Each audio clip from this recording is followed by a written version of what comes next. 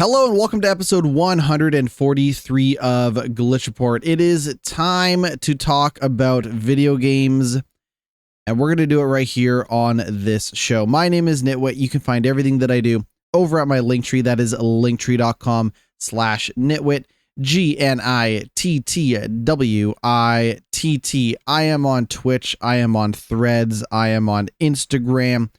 I am on TikTok. I am all over the place. This podcast is on Apple Podcasts, Spotify, iHeartRadio, YouTube, wherever you get your podcasts. Though I'm assuming you already got the podcast if you got this podcast.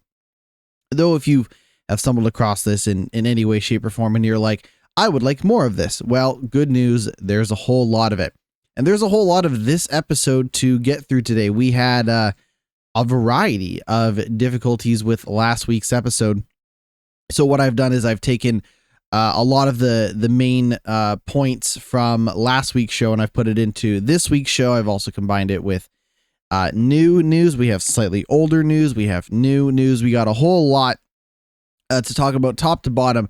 It's funny, like you think like a week doesn't change a lot, but like I'm looking at like the games that I've been playing from this week compared to last week, and it's like I played a lot of Fortnite. A lot of things just changed for me all of a sudden in my life where I'm just like, yes, I need to play Fortnite. I need to the Star Wars. They put the Star Wars in the Fortnite, so I need to play that. So we'll talk about that. We have a lot to get to before we talk about games that I've been playing.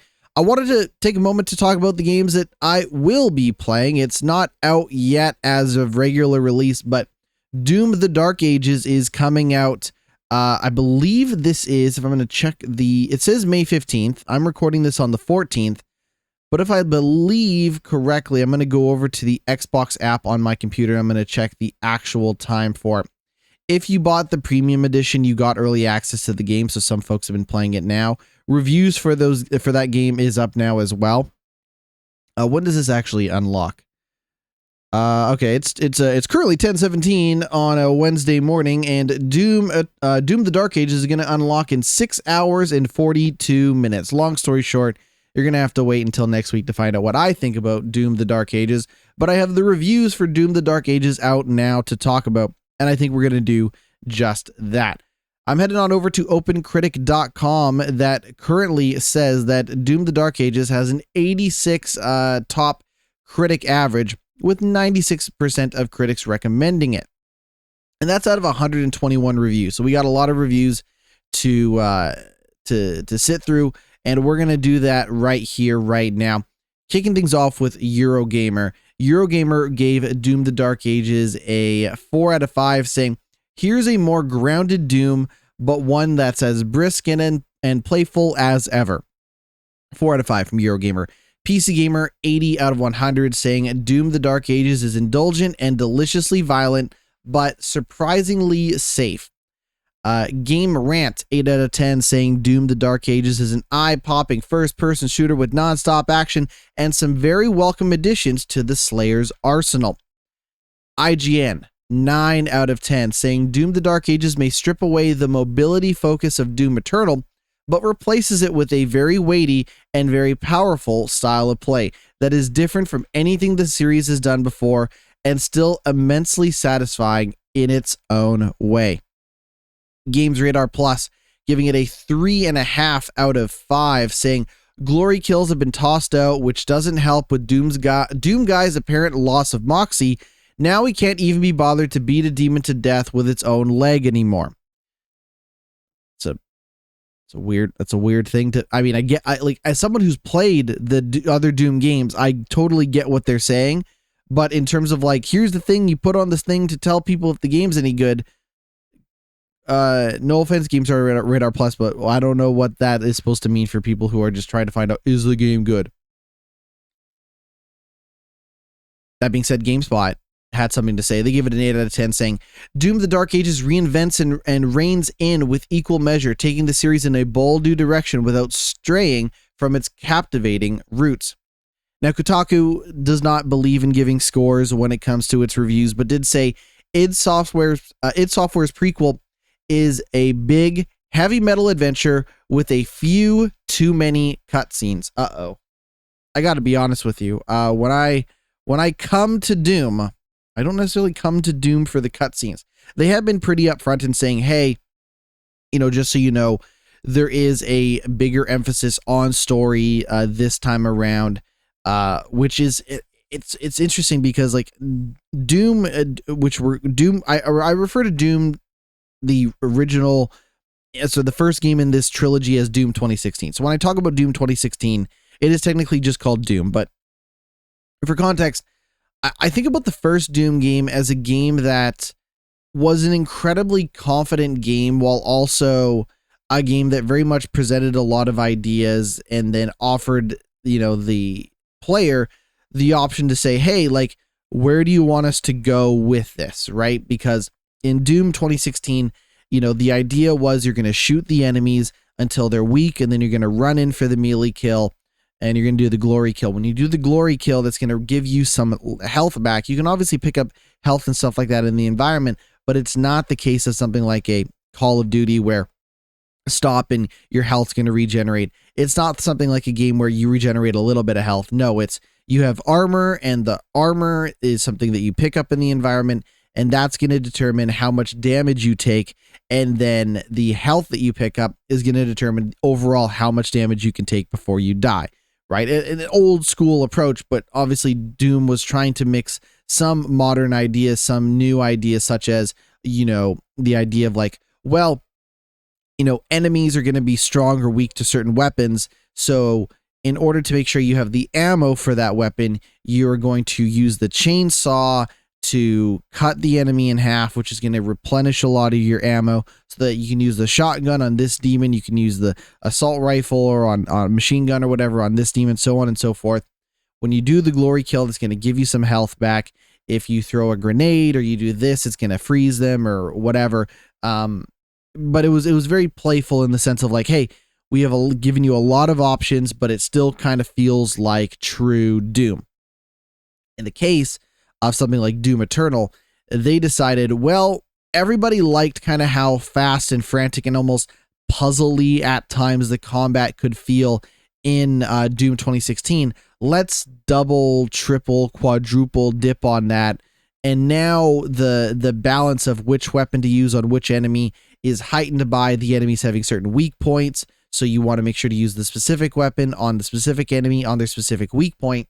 You now have the ability to set enemies on fire, which when you kill them when they're on fire, that will replenish armor.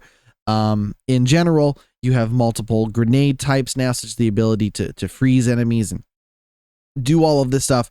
Oh, and on top of that, we're going to make it a very fast and very mobile game. Doom 2016 is already a fairly fast game for a lot of shooters on like the PlayStation 4, Xbox One era, right?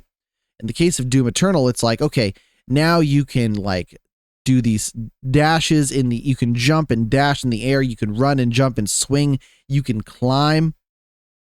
All this crazy shit.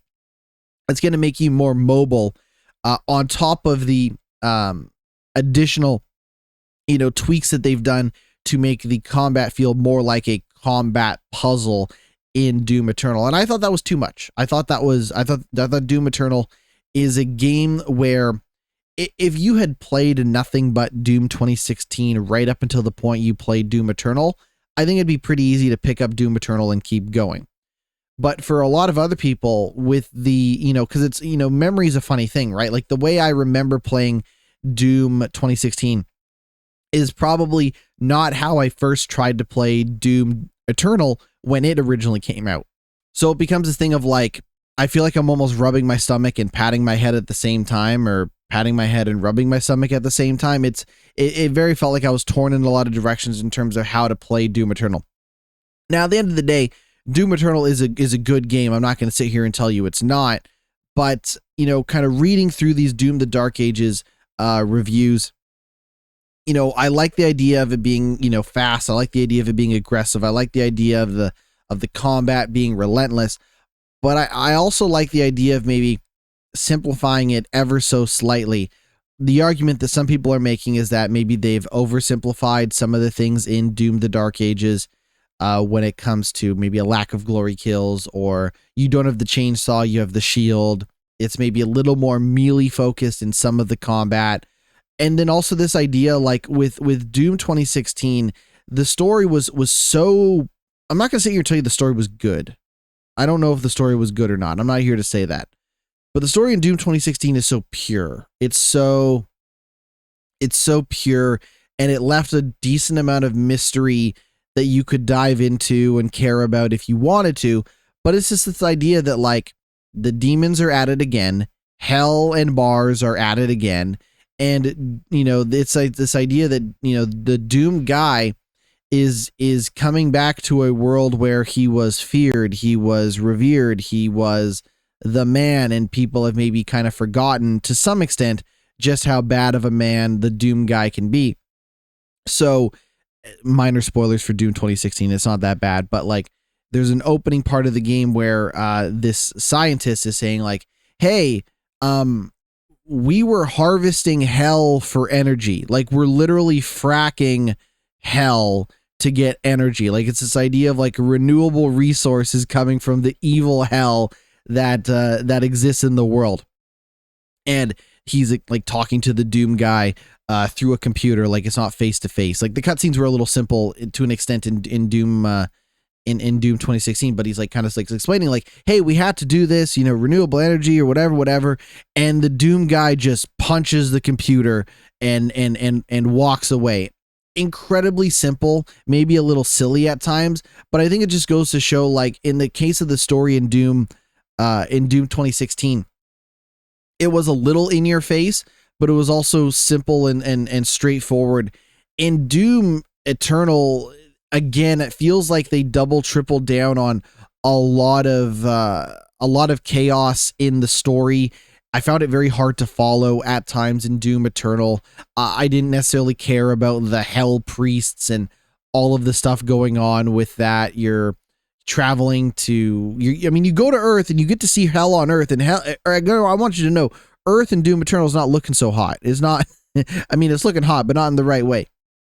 So, the one thing kind of looking at these reviews for Doom the Dark Ages has me think, like, I don't know if I really need them to go too hard on the story. Them going in a more cutscene heavy direction does not leave me super excited, because, again, I'm not necessarily there for the story. I'm not necessarily there for the cutscenes. The story in Doom Eternal, Doom 2016, will definitely get you from A to B to C to D. It'll keep you moving, right? And there might be times where you're like, oh, I can't wait to find out what boss I'm going to fight, or how I'm going to find this person, or do this and do that. But, we're not sitting here and being like, oh, this is some incredible Naughty Dog level of storytelling or whatever. It is a way to set up why you continuously have to fight evil demons on Hell or on Mars, or in this case is the Dark Ages. So, that all being said, I'm going to be playing that tomorrow. I'm going to be playing that. I might get a chance to play that tonight, but wrestling is on tonight, so I don't know if I'll get a chance to do that. That being said, I'm going to have a lot to say about Doom the Dark Ages. I have a lot to say about Doom the Dark Ages now, and it's not even out yet. And I haven't even had a chance to play it, but that's going to do it for the reviews for Doom the Dark Ages. We're going to move on now to talk about news. But before we do that, we're going to take a quick break. Stick around. We'll be right back. Welcome back to the podcast. The second Grand Theft Auto 6 trailer is here. It is out, and with it, the confirmed release date. Well, you could say the release date was, they put a target originally. Rockstar said, hey, we're going to put it out in fall, or whatever they said. And now they're saying, psych, we're not putting it out in the fall. We're putting it out May 26th, 2026 for Grand Theft Auto 6. That's a good release date. It's a good release date. If you know anything about calendars, it's I guess they would rather that than June, because then it would be 6/26/26, but that's not going to happen, which is fine. But still, May 26th is a good date. That's a good date for release. So basically what happened is that, they were talking about putting it out during the fall, and they kind of had no confirmations. They just said it was coming out in 2025, probably around the fall-ish. People, fall-ish time. People were moving times around to try to get out of the way of GTA 6. They weren't announcing dates. They were, a lot of people not talking about when their game was going to come out because of Grand Theft Auto 6. What we have now is a new trailer. The trailer goes a little bit deeper into the story of Grand Theft Auto 6, but basically the meat and potatoes of all of this is Grand Theft Auto 6 delayed to 2026. And for context, for those wondering, obviously it's Grand Theft Auto 6, people are very, very excited. But I think a lot of people are wondering, what is it about GTA 6 that could be so exciting? One of the things that has people excited is that, this is the first time we are getting a game set in Vice City since Vice City on the PlayStation 2. We didn't get a PS3 game. Grand Theft Auto 4 was set in Liberty City, which is kind of like their fake New York-ish area. Grand Theft Auto 5 was set in Los Santos, which is kind of their fake, California-ish area. And Vice City is very much their fake Miami. Now, at the time when Grand Theft Auto Vice City came out, one of the things that Rockstar was very, very focused on, and I would say still focused on today, very focused on letting their movie and film influence show prominently throughout all of their games. I mean, they love movies so much, they were like, we need to make a movie based on the Warriors, which I got to be honest, I don't know if there's any other developer who bold enough to say, this time, now is the PlayStation 2 era is the time for someone to make a game based on the Warriors. That being said, Rockstar did make a Warriors game, but in the case of, Vice City on the PlayStation 2, that was Scarface. That was just, Coke War style gang, epics which was very much what inspired them. With this, it is being a much more potentially grounded story, grounded as a Grand Theft Auto game can be, and very much a modern day sort of story. But in this case, the movie that they're very much influenced on is Bonnie and Clyde. The game is going to have a dual protagonist system. In Grand Theft Auto 5, you played as 3 characters. In this, you are playing as Jason and Lucia. The idea is that they are a romantic couple of some kind that are in the shit when it comes to crime. This is the story synopsis. I'm just going to read a little bit of it for you, let you know what you think of this. Jason and Lucia have always known that the deck is stacked against them. But when an easy score goes wrong, they find themselves on the darkest side of the sunniest place in America, in the middle of a conspiracy stretching across the state of Leonida. The state of Leonida is like their fake Florida. Forced to rely on each other more than ever if they want to make it out alive. Jason grew up around grifters and crooks. After a stint in the army trying to shake off his troubled teens, he found himself in the Keys doing what he knows best, working for local drug runners. It might be time to try something new. Meeting Lucia could be the best or worst thing to ever happen to him. Jason knows he'd like to turn it out. Jason knows how he'd like to turn it out, but right now it's hard to tell. And then for Lucia, it says, Lucia's father taught her to fight as soon as she could walk. Life has been coming at her, swinging ever since. Fighting for her family landed her in the Leonida penitentiary. Sheer luck got her out. Lucia's learned her lesson. Only smart moves from here. There's a lot more. If you want to know a lot more, they kind of give you bios of a lot of the different characters that are going to be main players in the Grand Theft Auto 6 story. If you want to go check that out, the trailer is up now. May 26, 2026 is when you can expect to play Grand Theft Auto 6, assuming it doesn't get delayed again. Speaking of games getting delayed to 2026, Marvel 1943 Rise of Hydra. That is a new game from Amy Hennig. If you don't know Amy Hennig has worked on such games as Uncharted. I believe Amy Hennig was, I'm going to pull this up here. She was a writer and director for Naughty Dog. If I look at her, can I get a list of her games? She was so in case you're wondering, like, Amy Hennig does not fuck around. She was the creative director and the writer for Uncharted 1, 2, and 3. She was also a writer for Battlefield Hardline. She was a game director on Jak 3. Among other things, she was a designer and artist for Michael Jordan, Chaos in the Windy City. So Amy Hennig has been around. In this, she is the producer and the writer for the game. So she's kind of, making sure everybody's working on everything at the same time while also writing the story for that game. But, this is in a statement posted to Twitter. Skydance Games said the game, which was previously set to release in 2025, will now come out early next year. They said, "We have an important update for Marvel 1943 Rise of Hydra, which will now be launching in early 2026. Taking this additional time will allow us to add more polish and to make sure we give you the best possible experience and one that lives up to our vision. We have some exciting things in store. Look forward to sharing more soon." This was in an interview with Entertainment Weekly last December, where Hennig said that the game's 1943 setting allowed her and the rest of the game's development team to do a bunch of things. One of which was to not only tell a story with a young Steve Rogers, who's still trying to find his feet, as opposed to the more seasoned guy we've seen a lot in the films, but it also allows us to introduce Black Panther of 1943. It led us to tap into all the things that I love, all of the wonderful tropes of World War II era adventure films, classic men on a mission movies, and all that. That's a lot of intrigue in our story, a lot of twists and turns, fascinating characters, and interesting locations.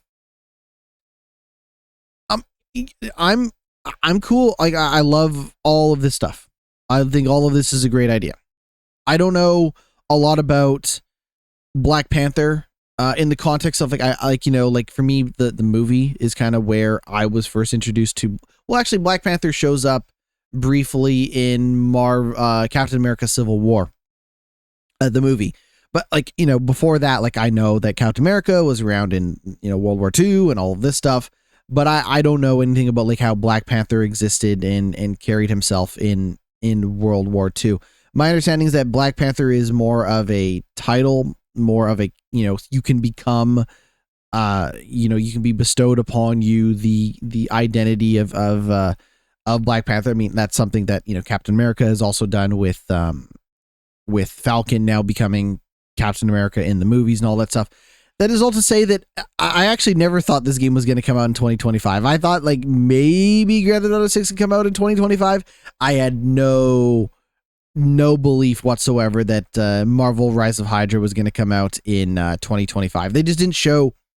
They didn't show a lot. Grand Theft Auto 6 showed a little bit. They were talking a little bit, but they did never convince me that this was going to come out in 2026. So this makes sense because this allows them to still get out. If this is going to be a February or March game, or hell, even an early April game, this allows them to get out of the way of Grand Theft Auto 6, which is probably something that a lot of people want to do, even in the case of Marvel 1943, which is trying to be more of a story-based single-player game. As we all know, there's going to be a lot of multiplayer stuff in Grand Theft Auto. They just haven't talked about that yet. Man, we got so much news. Gears of War. Gears of War is getting a new game. That game is Gears of War E-Day. But before we get to the new Gears of War game, we need to get to a new old Gears of War game. That game being Gears of War Reloaded. This is a modern version of Gears of War, the original Gears of War. And it is going to feature all of the improvements from the remastered edition of Gears of War called Gears of War Ultimate Edition. So there was Gears of War, then they did Gears of War Ultimate Edition, and now they are basically going to take the framework of Gears of War Ultimate and re-modernize it even more in the form of Gears of War Reloaded. Microsoft has announced that this game will be coming out on August 26th. It's going to be $40 on all platforms. It'll be available day one on Game Pass. Now, you might be thinking to yourself, well, David, why are you talking about this? Like, this isn't that big of a deal. It's just a remaster of a remaster. Well, that's because Gears of War Reloaded is coming out on Xbox Series X and S, PC, and it is coming out on PlayStation 5. This will be the first time that the Microsoft franchise has appeared on PlayStation. Gears of War Reloaded making its way to PS5 in August. Now, there's a lot of reasons for why this is happening the way it is. And I'll try to explain. Gears of War, there's been, let's run through the Gears of War franchise. There was Gears 1, 2, 3. Then they kind of ended the trilogy and kind of rebooted it with Gears of War 4. They made Gears of War 5. Before they got to Gears 4, they did a prequel to Gears of War called Gears of War Judgment. So right there, you have a prequel to Gears of War 1, 2, and 3, the rebooted trilogy with 4 and 5. They never finished the trilogy because 6 never came out. We also had Gears Tactics, which was a turn-based tactical shooter, very similar to like an XCOM. And now we're getting another prequel in the form of Gears of War E-Day. And I think from my understanding of the story is that E-Day, the Emergence Day story is more of what people actually want than the prequel story that was told in Gears of War Judgment. So, if the next game in your franchise is going to be a prequel, and you want PlayStation fans, like let's assume that PlayStation fans don't know anything about Gears of War, they don't know the story, they don't know about Marcus Phoenix and the gears and the cogs and the all that, the locusts, all that stuff. They don't know shit about shit. And that's fine. If Microsoft wants to sell Gears of War E-Day, a prequel to new Gears of War fans, you first need to make new Gears of War fans. So this is why Gears of War Reloaded is going to come to PS5 before we ever get to E-Day. It's this idea of getting people in on the ground floor. It's the first story from the Gears game, or the first original story technically from the Gears game. And that way, if they go back to, E-Day and Emergency and they tell that story, PlayStation fans can be like, oh, okay, this is what happened before the game that I already played, so on and so forth. I don't know if they'll ever get around to making Gears of War 6. You would have to do a lot to get people like PlayStation fans into the Gears story to get them all the way up to potentially playing a Gears of War 6. That being said, like if Gears of War Reloaded is successful, I could very easily see a scenario where they eventually do a Gears 2 or a Gears 3, potentially a Gears 4, maybe even a Gears 5. It's hard to say. I think they're going to forget about Judgment. I think they'll forget that Judgment ever happened, which is honestly probably for the best.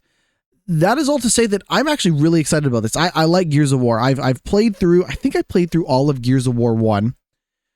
I would have to pull this up here on my like Xbox achievements, but I want to say I've definitely played through all of Gears of War 4 because Gears of War 4 came to PC. I think it was on Game Pass. So I've definitely played through Gears 4. I just don't know if I ever played through all of because Ultimate Edition is the game that's on Ultimate Edition is the game that is on PC now. I'm just trying to see here if I ever, and the reason I'm looking this up is because my brain is total mush.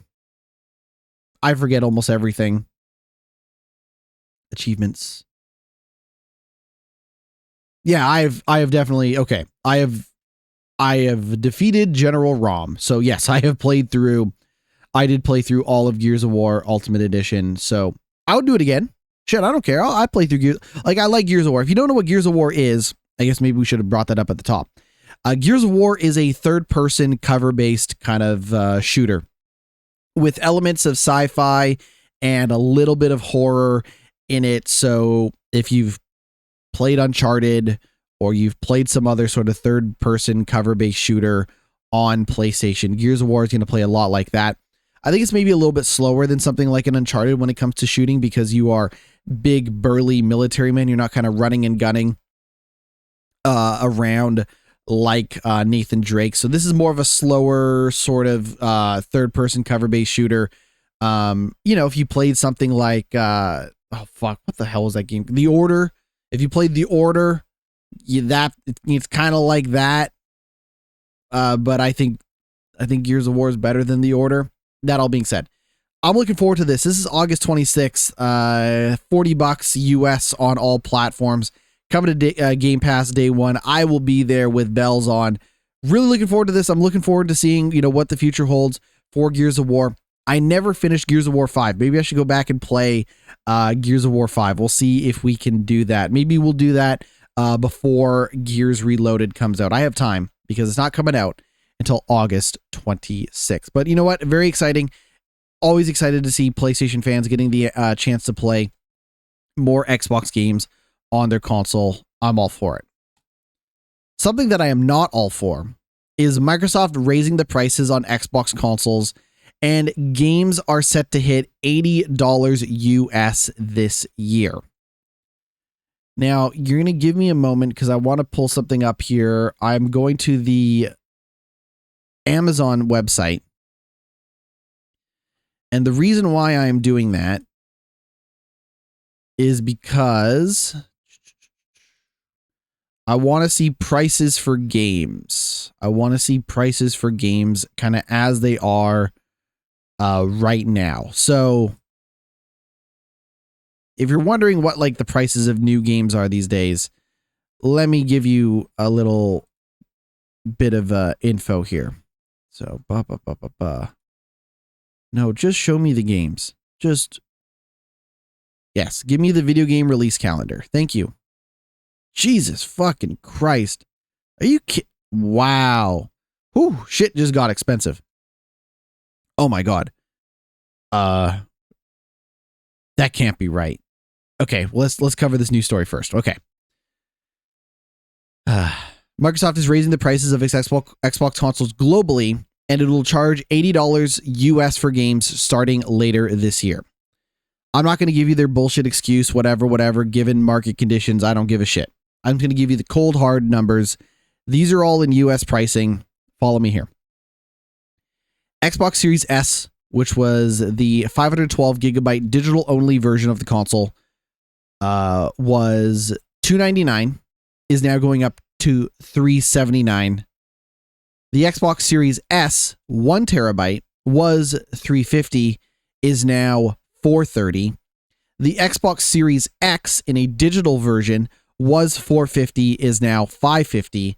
The Series X is going up to $600, up $100. The Series X 2 terabyte is going from $600 to $730. They're also increasing the prices of some of their accessories. Their wireless controller special edition is going up $10 to $80. Their limited edition controller is going up $10 to $90. Their Xbox Elite wireless controller Series 2, which was their, if you've seen the PlayStation DualSense Edge controller, you'll know what I kind of mean. Like that's kind of like their pro controller. Anyways, that's going up from $180 to $200. And their Xbox wireless headset is going up from $110 to $120. This is not good. This has never been good. I've never sat here being happy, excited to talk about the increase in pricing for any of this stuff. And the reason why is because this is the time when we would have seen permanent price cuts to a lot of these consoles. Like, I don't know if it's ever going to come back down when it comes to these game console prices, right? And I think if you're seeing this now with the Xbox and you saw it with the PlayStation, I think the PlayStation is probably due for a price increase at this point, considering Xbox just did it. If Xbox can do it, why can't PlayStation?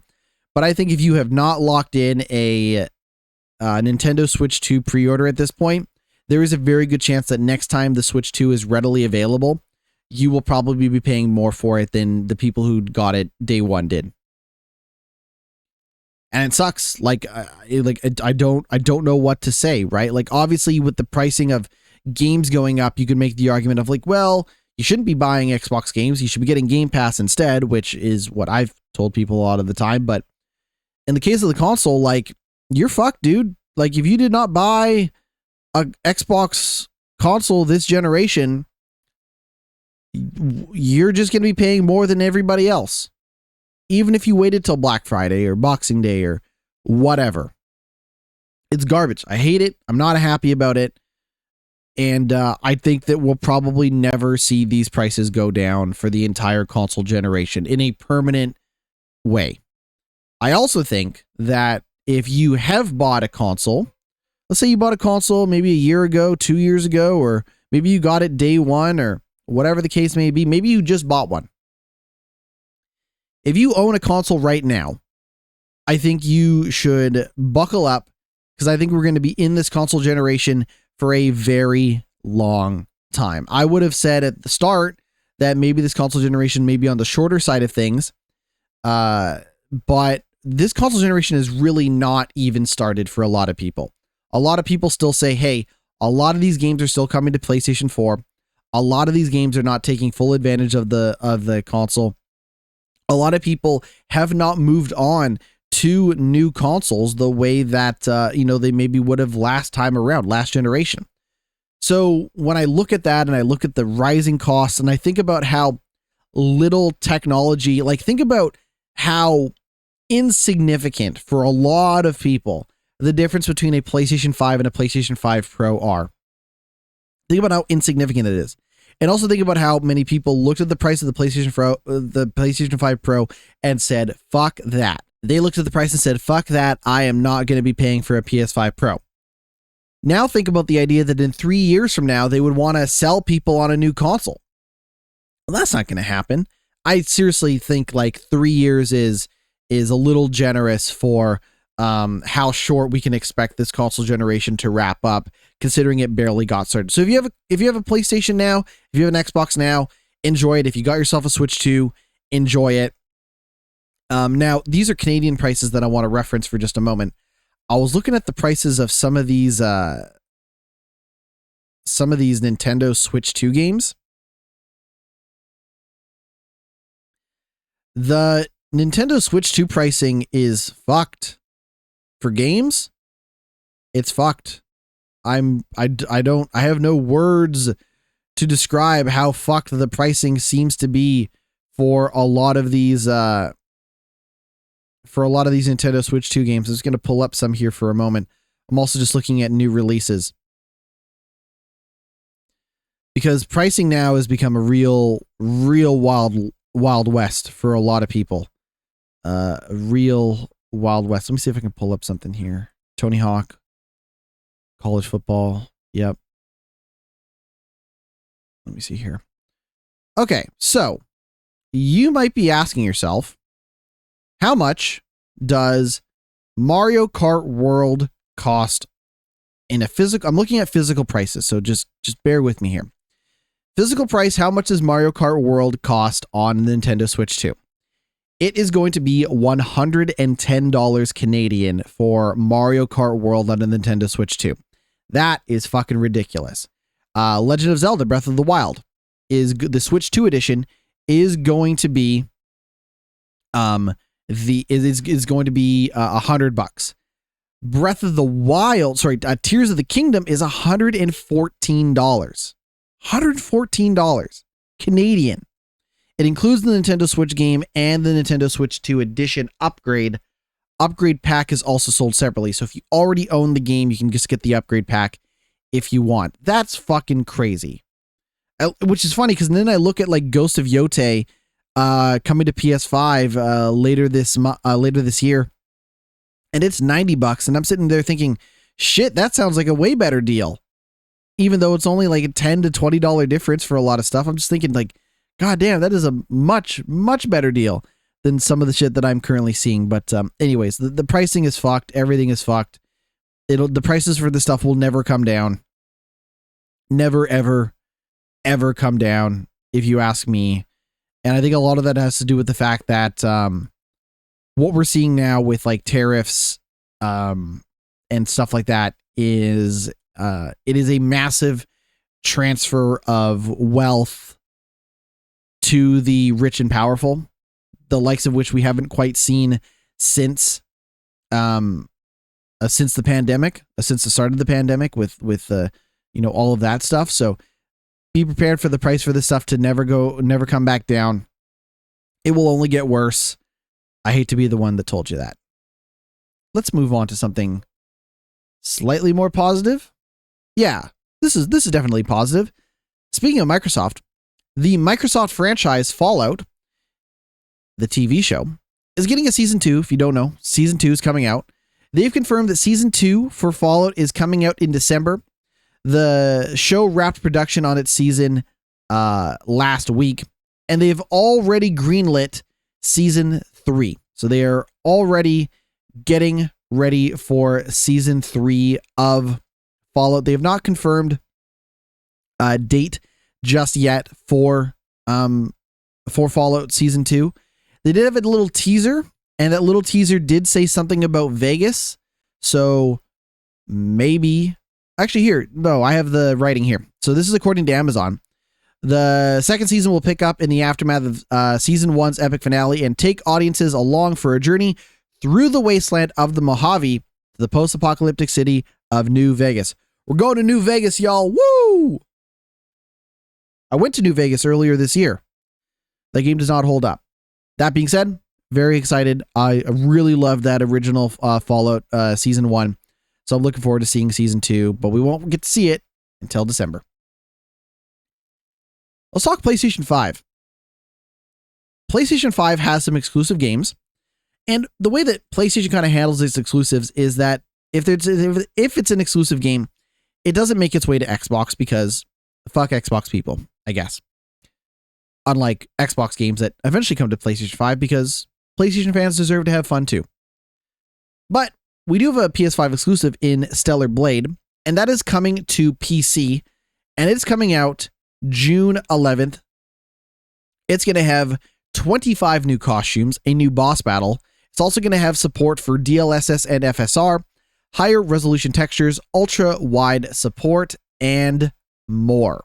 So, the folks over at Shift Up, the developer, kind of said that they expect Stellar Blade to sell more on PC than it did on PS5, saying, in the AAA game market, PC devices have a higher market share than consoles, so we expect the performance of the PC version to exceed that of the console version.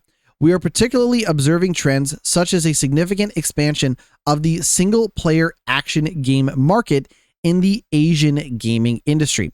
We have identified and analyzed both successful and underperforming cases of console exclusives released on PC, and we are preparing to release the game in a way that ensures continued success in the PC market.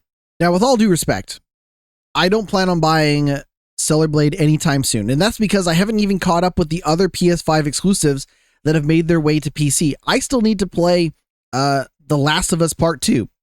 I still need to play Spider-Man 2.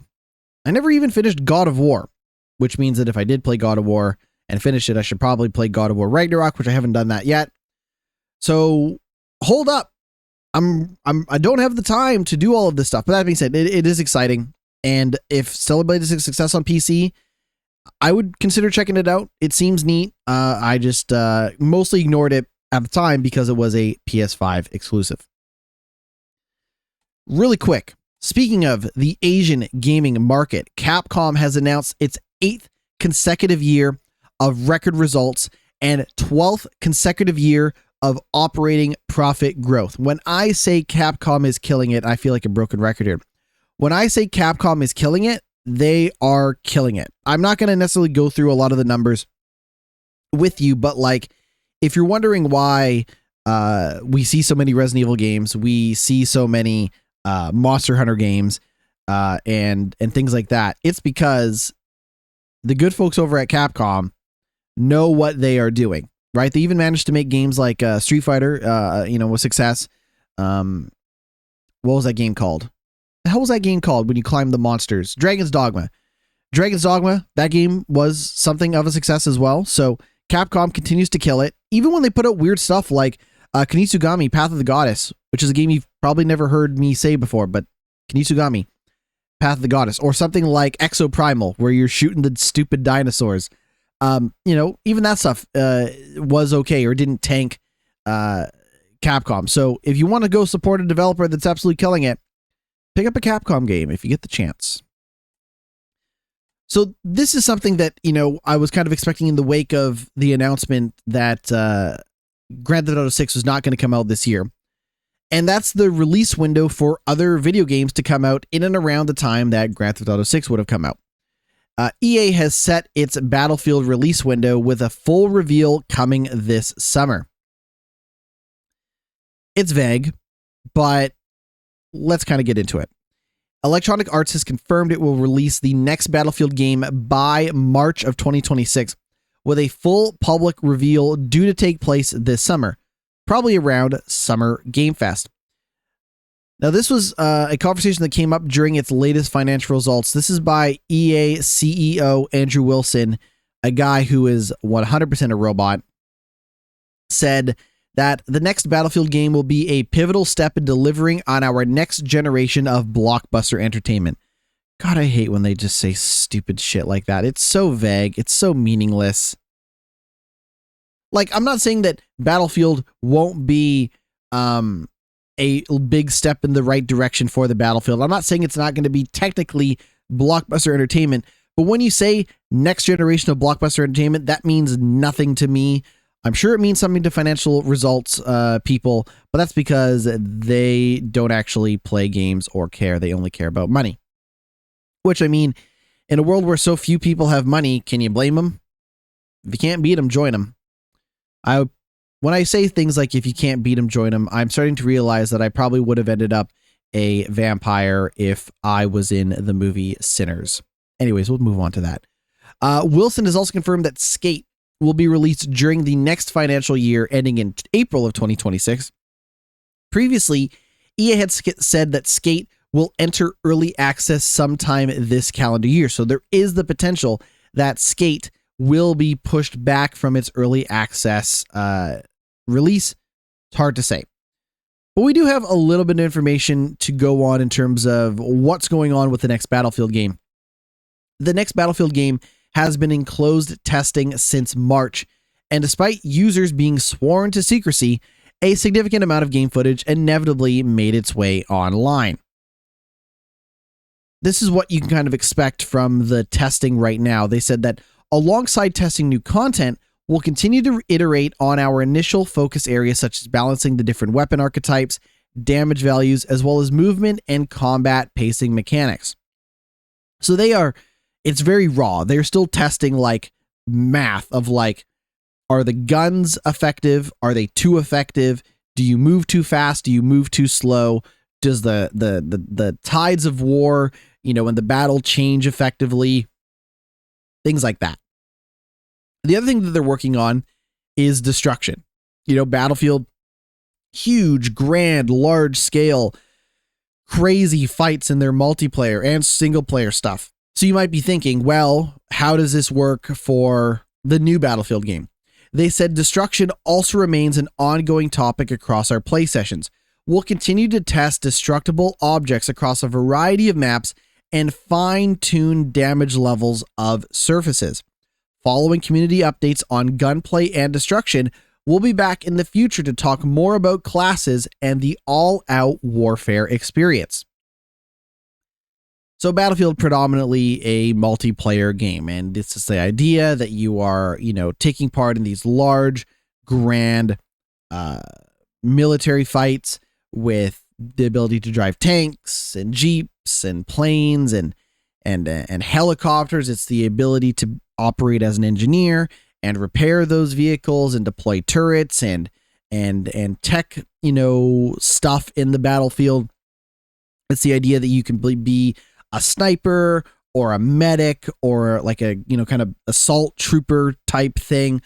But it's also the ability to destroy a lot of the environment around you. And Battlefield has had an up and down relationship with destructibility in its maps and in its levels for a long time. And one of the reasons for that is because if you can, people always want to say, I want full destruction. I want to be able to destroy everything in Battlefield. If there's a building, I want to completely demolish it by driving a tank through it. I want to be able to level a skyscraper. I want to be able to do this and do that. However, when people say they want a lot of stuff like that in games, the one thing that they're not thinking is balance. And balance when it comes to games, I'm not a game designer, but I'm going to take a stab at this. When it comes to balancing the design of a video game, you can't just think short-term fun. You have to think long-term sustainability. So let me explain. If a battlefield match, let's say a battlefield match in general lasts 12 minutes. If you can completely level everything in that environment in 3 minutes or so, 5 minutes or so, there's not going to be any cover for you to hide behind and use to your advantage throughout the majority of that match, which means you're not going to be able to play as a sniper because you're not going to be able to find a tower or rooftop or something that you can hide up in and perch up in. As a medic, you're not going to be able to drag your allies to safety so you can patch them up and revive them. As a tank, you're going to be able to just steamroll through everybody because they're not going to be able to hide in a building and wait for you to pass by. As a helicopter pilot, you're going to be able to see everybody in the environment. You're going to be able to pick them off one by one. It's going to be a completely lopsided experience once you remove the ability to hide in a lot of the areas of the environment. But short term, you're thinking, fuck yeah, I get to drive through a building as a tank. I get to destroy a skyscraper. I get to fucking send a tower crashing down into the environment. I get to demolish all these trees and shit. I get to maybe build like these massive, I get to drive through these trenches or blow up these trenches or do whatever.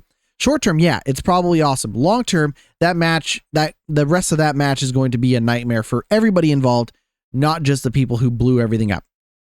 So they have to think, well, are there parts of the environment that can't be damaged? Because if they are destroyed, it's going to ruin the flow of the level. Not just the flow of the match, but the flow of the level itself. So yes, I would love to see destructibility and shit going crazy in Battlefield, but I think if it runs the risk of ruining the overall flow of the level, the cover available, then it isn't worth it. And I think for, the people developing Battlefield, they saw people complain about the lack of destruction in previous games.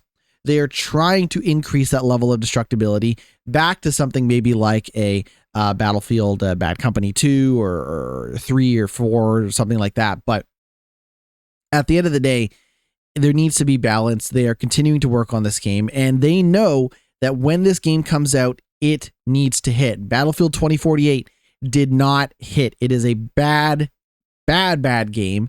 And I don't know if people necessarily cared that much about Battlefield 1 or Battlefield 5, right? The idea of like, oh, we're really going back to World War I. We're really going back to, in fairness, World War I was, I think it was the first time they ever did World War I was in Battlefield 1, hence the name 1. And in 5, they went back to World War II.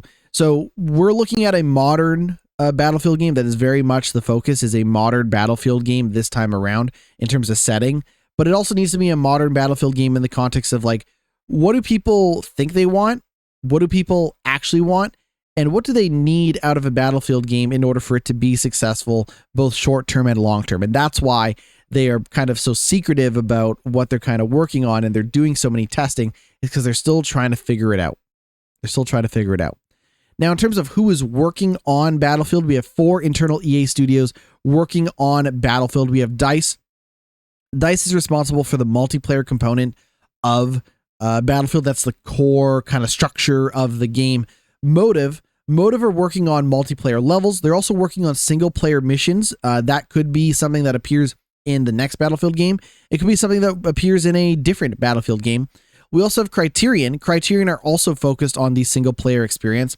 And then we have a studio called Ripple Effect, which is creating a new experience for the series. So I imagine that if there's a second or third Battlefield game kicking around, that might be one of the games that's being helmed by Ripple Effect. Motive, if you don't know Motive are the people that worked on the Dead Space remake. So if you're wondering why there's not a Dead Space 2 coming out anytime soon, it's because they're working on multiplayer stuff. And Criterion were the people that worked on the Need for Speed games. They also worked on the Burnout game. So if you're wondering why there's no Need for Speed game anytime soon, it's because the Need for Speed people are working on Battlefield. It seems like all hands on deck at EA when it comes to their Battlefield studios. Speaking of EA says that it has no plans to raise game prices yet, despite other people doing so, which is a bold thing for them to come out and say, considering I'm sure a lot of people would wish that EA made more money. And if it meant raising the prices so that they could make more money, I'm sure a lot of people at EA would love to make more money. I'm getting this from Video Games Chronicles. As always, shout out to Video Games Chronicles. The company's CFO said, "We have reflected no changes in our current strategy at this point." So it was during their 2025 earnings conference call. One of the callers asked EA executives how the company considered the pricing power of its IP and whether it was considering taking a similar approach to other companies announcing games at higher price points. CEO Andrew Wilson replied that the company's main goals are to ensure players enjoy the games they play, but also feel like they're getting value for their money, which is hilarious considering how much bullshit you can spend in those EA Sports games, for example. Wilson said, "Our business is very different today than it was even just 10 years ago.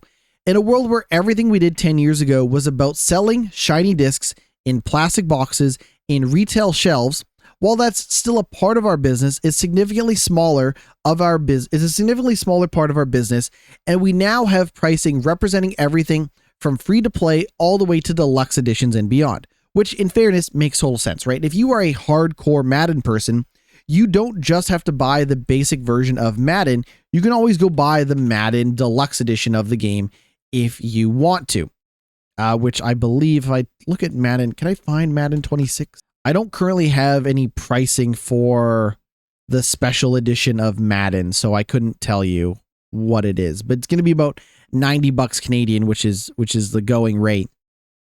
But I don't currently see what if they have a special edition, I don't know what the price is.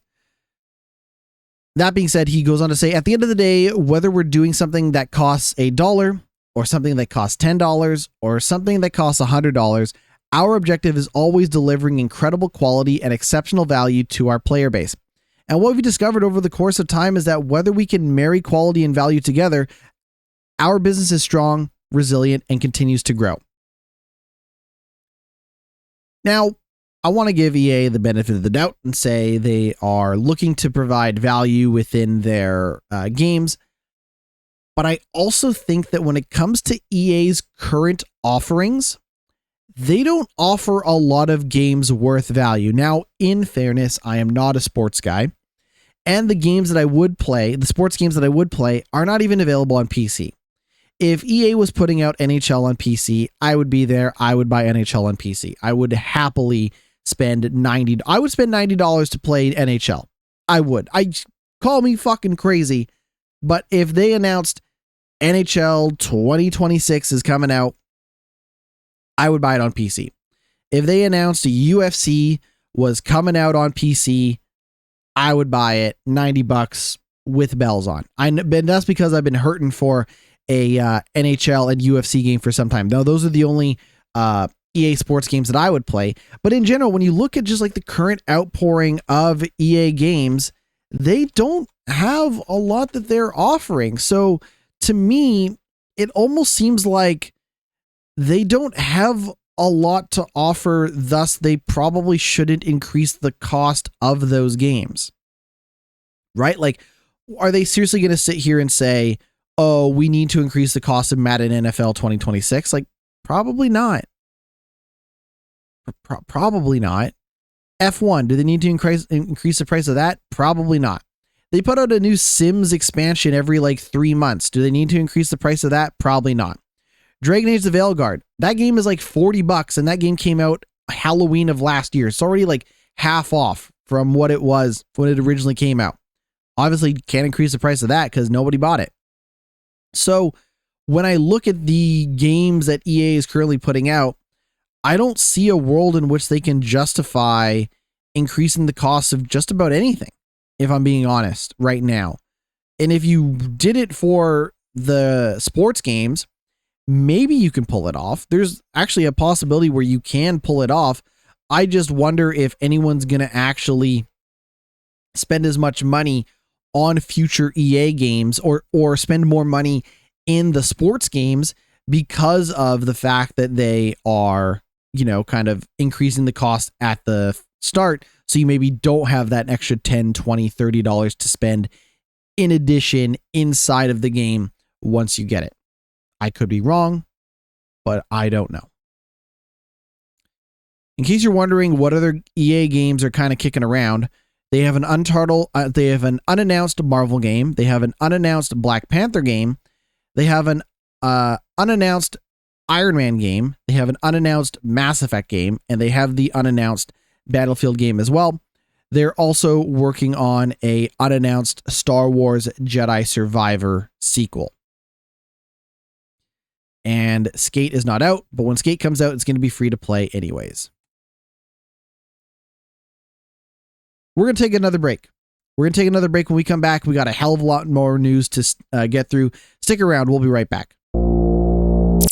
Welcome back to the show. It is time to talk about Assassin's Creed Shadows. As if I haven't talked enough about Assassin's Creed Shadows this year. They have announced their year one roadmap, which is going to include story expansions, parkour improvements, new game plus, and more. I'm getting this from Game Informer, and I kind of want to talk about this for a couple of reasons. I have seen some people upset, mad, not happy about them announcing a roadmap of improvements and updates to the game. I've seen some people go as far as to say is that this game should be considered early access, that this game is unfinished, it is broken, and they should never have put a game out in a state where it can receive the type of updates that Ubisoft is claiming to commit to with this game.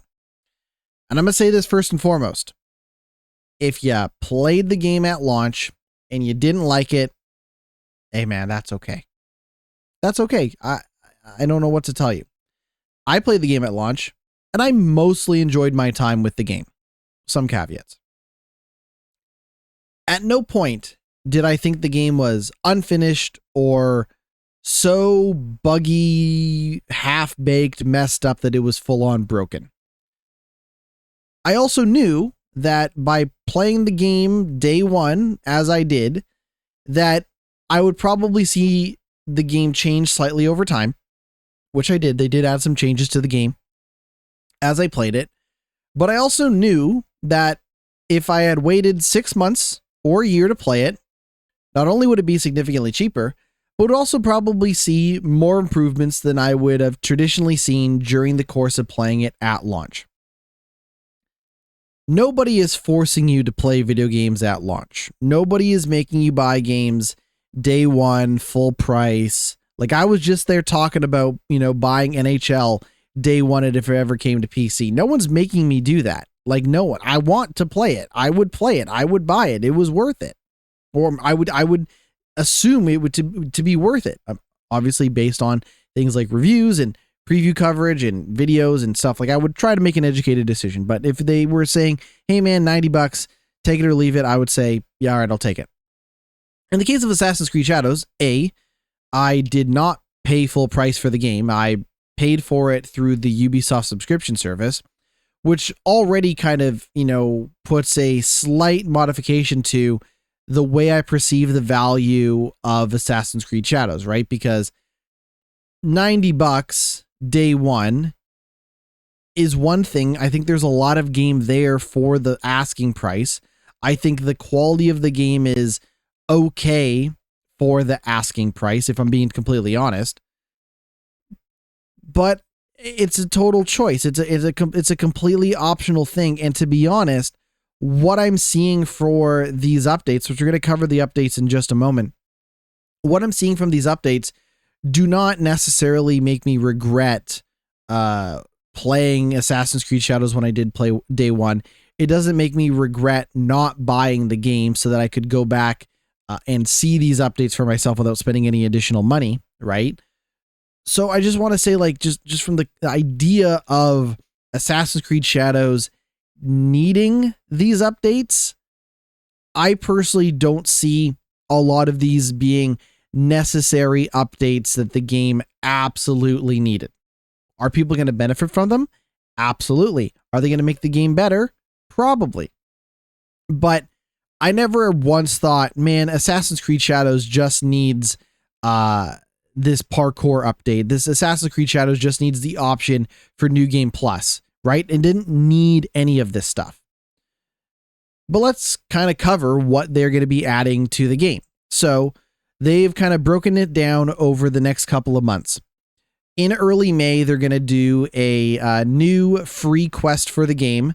They're also going to add a codex update. They're also going to include quality of life improvements. They don't say necessarily what the quality of life improvements are going to be, just that's kind of what they are covering right now. So if you're curious, what are the quality of life improvements? We don't have them just yet. So we don't know. They're going to probably put out an article or something saying, hey, here's the quality of life updates. Here's what you can expect, so on and so forth. The new quest, that's going to be free. They say that the story, they refer to them as story drops. So story drops are going to be new allies, abilities, activities, and additional backstory that will permanently impact the game. And they're saying that this story drop will be free. And that's happening in early May. That'll be free. All of that stuff is free. In late May, they're going to do a collaboration. They didn't say who this collaboration is with or what. It could be Star Wars. It could be fucking Will Ospreay for all I know. We don't know just yet. But in late May, that's also when they're going to include their parkour update, which they're going to add height gaining back ejects, height gaining side ejects, and a new vertical ledge jump. They're also going to update the photo mode in the game. Now, to be honest, like climbing through parts of Assassin's Creed Shadows is not particularly engaging compared to past Assassin's Creed games. But again, my experience climbing some of the castles and towers and stuff like that in Assassin's Creed Shadows, it was fine. They want to add this stuff. Great. More people will get a chance to enjoy that stuff. It'll make climbing a little more dynamic. But in my 50-ish hours of playing through the game, I thought the climbing was completely fine. In June, they're going to do another story drop, which will be a new free quest as well as a new ally for your league. They're also going to add new difficulty settings, gameplay immersion options. They're going to add an open world alarm system and the ability to customize your headgear when it appears in cutscenes. The reason why I bring that up is because in Assassin's Creed Shadows, you never wear your helmet or headgear when you talk to people. It's always off. They're going to add the ability for you to wear, I'm assuming based on what I'm reading here, it's going to allow you to wear that helmet and headgear in cutscenes if you want to. I'm currently playing a little bit of Assassin's Creed Odyssey, and it always takes off your helmet in the cutscenes when you are wearing it. It does not give you the option to wear that if you have one equipped. You can equip a helmet and then hide it if you wanted to have the effects of the helmet but not have the look. But in Assassin's Creed Shadows, they're going to give you the option of wearing it in cutscenes if you want to. New difficulty settings, I think that would be cool. I think the easy mode in that game is a little too easy, and I think I think some of the difficulty is a little funky. Gameplay immersion options, I don't even know what that means, but they're adding it. It'll be free. They also have here additional content to come, which means they're going to add new Game Plus. They're going to do updates specifically focused on community feedback. They're going to do additional story drops. They're going to do additional special collaborations. They're going to continue to update the codex. They're going to add Animus content. They're going to add new rewards. And they will add optional paid content, such as additional story drops that you can pay for, as well as the Claws of Awaji expansion. That Claws of Awaji expansion is free if you pre-ordered the game before launch. If you bought the game at launch but had not pre-ordered it, you will have the option to pay for it if you want to check out that expansion.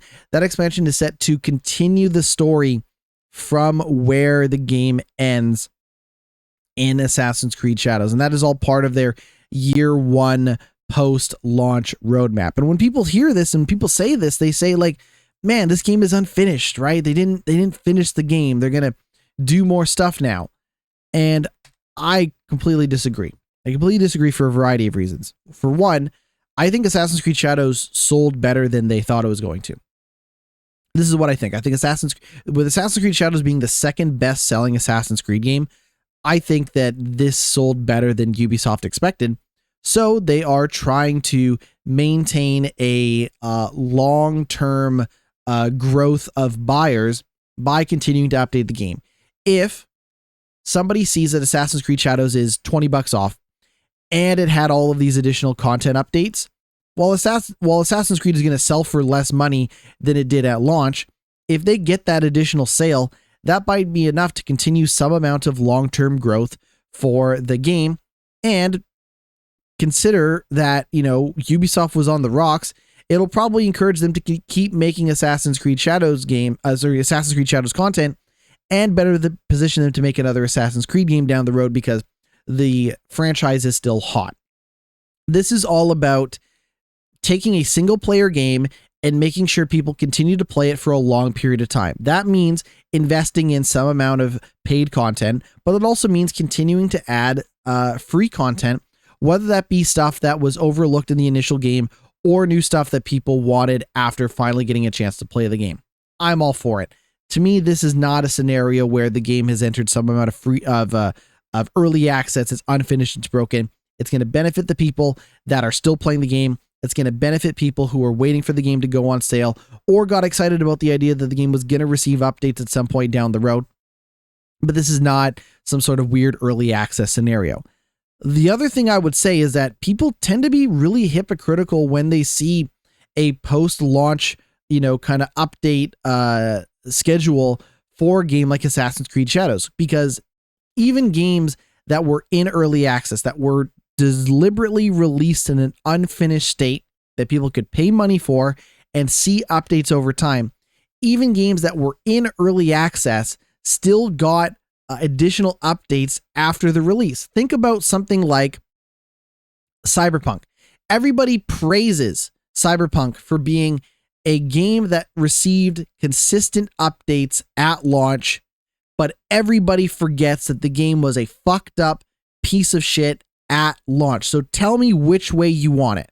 Do you want a good game at launch that receives updates, or do you want a bad game at launch that maybe receives updates? Which do you want? Because at no point did it seem like something like Cyberpunk 2077 was going to turn it around.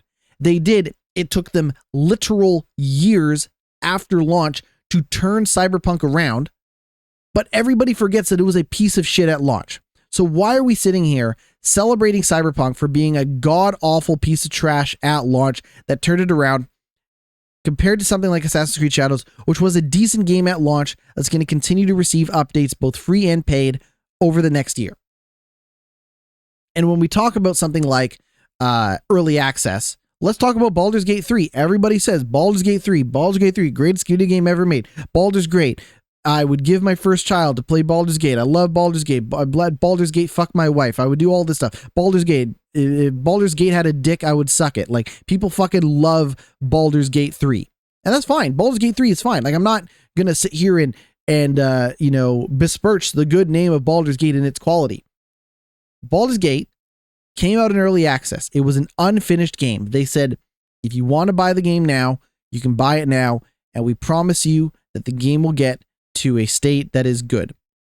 Once that game got to a good enough state, they released it as a full final version of the game, 1.0. They then went on to do more free updates for the game. So if you bought Baldur's Gate day one, but did not do the early access, if you just said, oh, Baldur's Gate's finally out, I'm going to play it, and then you played it, you missed out on all of the free updates that they added to the game later on. Now they're free, and did Baldur's Gate need those updates? Depends on your opinion on the game and how you played it and stuff like that.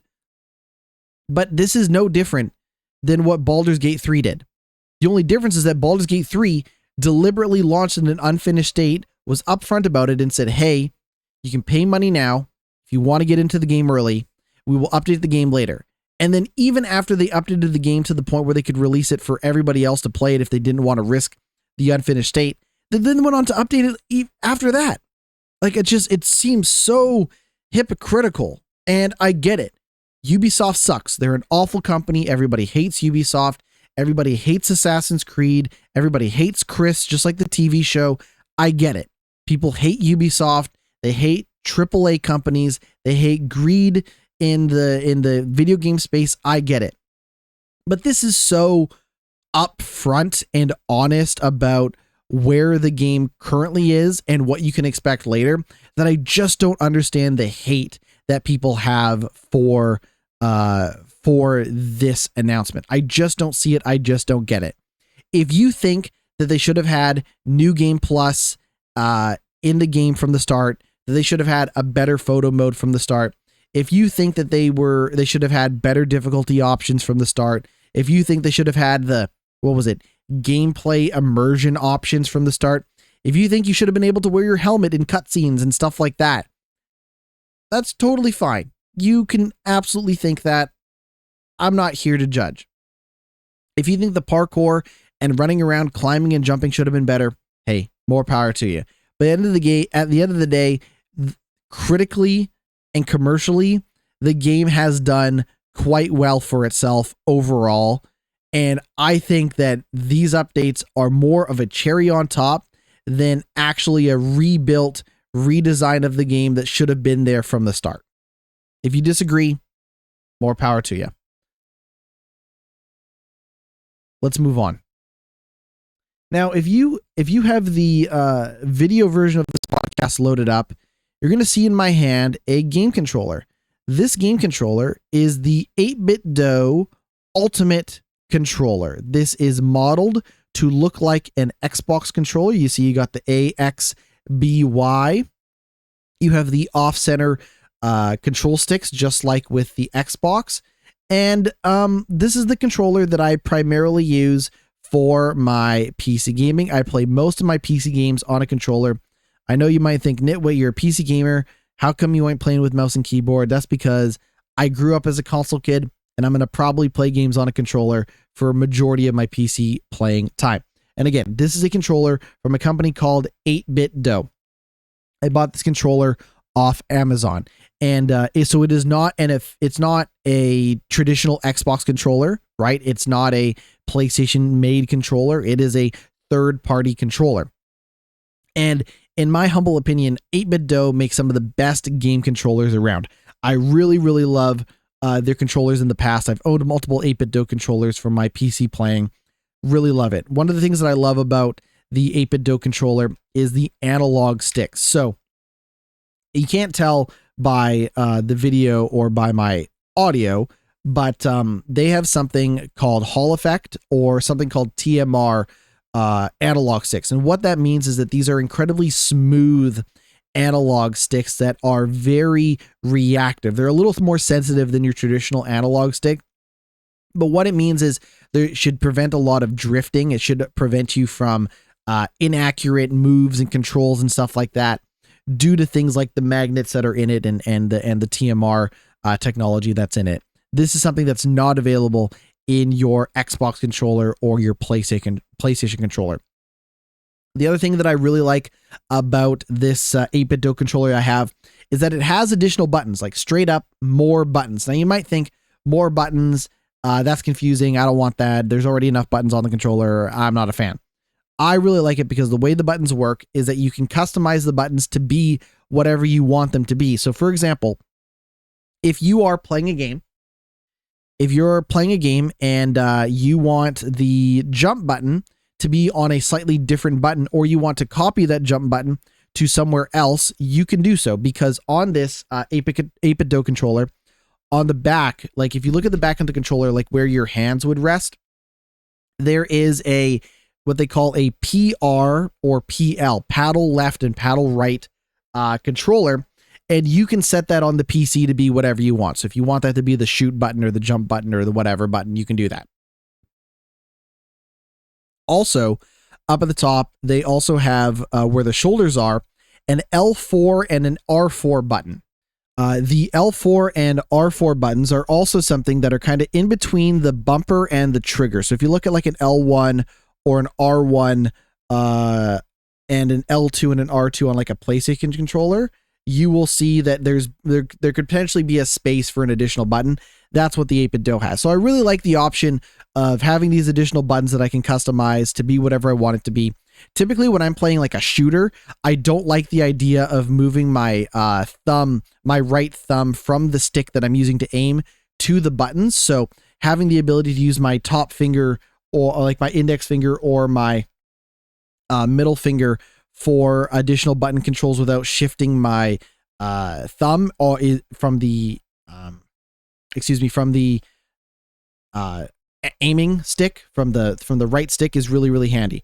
The final thing I'll say is that they also have in my 8BitDo controller specifically the ability to adjust the throw of the stick. So if you see here on your stick, on your trigger on your like R2 or L2 on a PlayStation controller, you see that it kind of like it gradually moves, right? It's almost like a gas pedal on a car. On the 8BitDo, there is a switch you can flick. I don't know if you can hear it. There's a switch that you can throw on the back that shortens it to be more of a button than a actual trigger. So I just have to press it a little bit and it just clicks into place immediately. Super handy for shooters because it allows me to quickly get off a shot by pressing down the button slightly versus having to push it down all the way to activate it as a trigger, like on an L2 or R2 or on an Xbox controller. Anyways, long story short, I think this is a great controller. It's a little bit smaller, so results may vary for some people, but I really, really enjoy the controller. Very customizable, and the technology in it is great.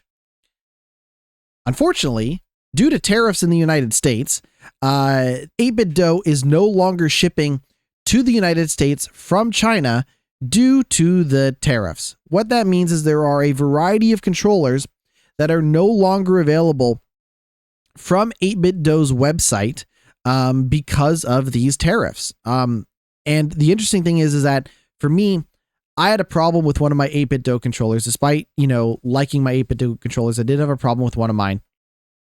And the problem that I had was that one of the analog sticks got a little sticky, and through no fault of my own. So what happened is I reached out to 8BitDo and I said, hey, I have a controller. It's under warranty. Here's the serial number. I bought it off Amazon, all this stuff. And they said, hey man, no problem. Just send it to us in Anaheim, California. And once we receive it, we'll send you a brand new controller, no cost. You do have to pay for shipping. I thought to myself, man, okay, I'll pay for the shipping. I'll see how it goes. This controller has a rechargeable battery, like a lot of controllers, and it is not a removable battery, right? Like with a lot of controllers, you cannot remove the battery from it. So I went down to Canada Post, and Canada Post said, hey, you want to ship this thing? Awesome. Does it have a battery in it? I said, yes, it does. I said, can you remove the battery? They said, can you remove the battery? And I said, no, I cannot. And they said, sorry, man, we cannot ship this to Anaheim, California because of the battery that's in it. So better luck trying UPS or FedEx or DHL. I said, okay, fine, no problem. So I went down to the Staples, and the Staples has the ability to ship to a variety of places, DHL, FedEx, and a couple of places. I took my box that I already had. I took, everything, and I went to them and I said, I would like to ship this controller to Anaheim, California. And they said, does it have a internal battery in it? And I said, yes, it does. And they said, no problem. Let's take a look. And due to tariffs and all the other fucked up shit happening in the United States, FedEx and DHL literally would not let me ship this controller at all, even though I was willing to pay a pretty penny to send this controller. And by pretty penny, I mean, it would have cost me like $40 to $50 just to send this controller, which is almost as much as, it's like 2/3 the cost of controller. Controllers, I think about like $80 or so. So it would have cost me around 2/3 of the cost just to send this controller down there. They literally would not let me do it, due in part because of Donald Trump fucking tariffs and because of the battery that's in it. So I contacted 8BitDo. This has a happy ending. I'll say this up front. It has a happy ending.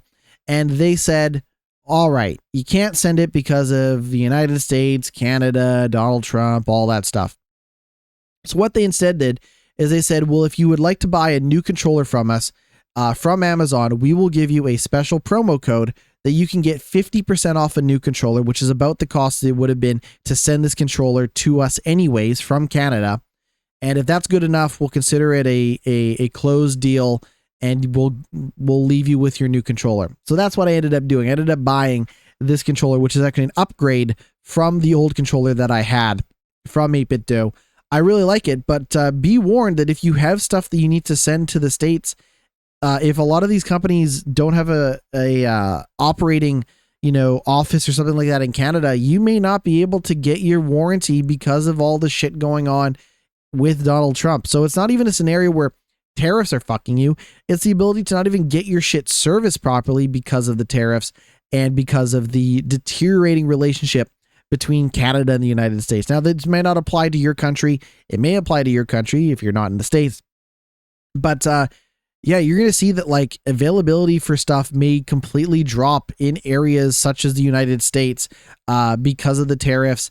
If the prices don't go up, they might just not be available at all. So something to keep in mind. Let's talk Mafia: The Old Country. This is a really quick news story. They have confirmed the price for Mafia: The Old Country. Mafia is going to be a non-open world game. The first game was not open world. The second and third game were. Mafia: The Old Country, a prequel to the Mafia games, is going to be a linear, story-based, non-open world game. It's going to be $50 US, so it's a little bit of a budget-priced game in the US, and it is coming out on PlayStation 5, Xbox Series X and S, and PC, and it's coming out August 8th. If you do want to spend the extra $10, you can get a deluxe edition of the game for $60 US, which comes with a bunch of goodies and stuff.